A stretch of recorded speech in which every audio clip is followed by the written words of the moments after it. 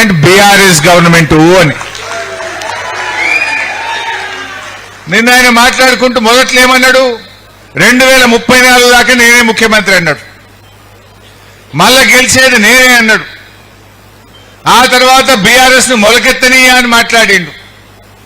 But నిన్నేం మాట్లాడిండో మీరు చూసిందో లేదో. ఏమన్నా అధికారం పర్మనెంటా?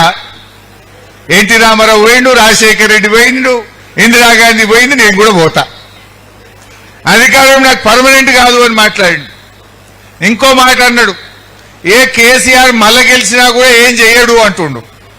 అంటే అసలు మొలకెత్తని అన్నోనివి, 34 దాకా నేనే అన్నోనివి, కేసీఆర్ గెలిచినా ఏం చెయ్యడు అనేదాకా వచ్చినవంటే నీ ఓటమి నీకు బాగా మనసున పట్టింది. బీఆర్ఎస్ సచ్చిన పామన్నావు కదా, బీఆర్ఎస్ శ్మశాన వాటికకు పోయిందన్నావు కదా, బీఆర్ఎస్ ఫామ్ హౌస్ కు పోయిందన్న నువ్వు ఇవాళ బీఆర్ఎస్ గెలిచినా ఏం కాదు, అధికారం శాశ్వతం కాదు అని మాట్లాడుతున్న వెంటనే నీది జారింది, నువ్వు జారుడు బండ మీద జారుతున్నావు అనే మాట మనకెంత అర్థమైందో లేదో గాని రేవంత్ రెడ్డికి మాత్రం పక్కా అర్థమైంది. అందుకే గా మాటలు ఆయన నోట్లకెళ్ళి వస్తున్నాయి. ప్రాధేయపడుతున్నాడు. నేను అంటుండు రైతుల్ని పట్టుకొని, రైతులను రిక్వెస్ట్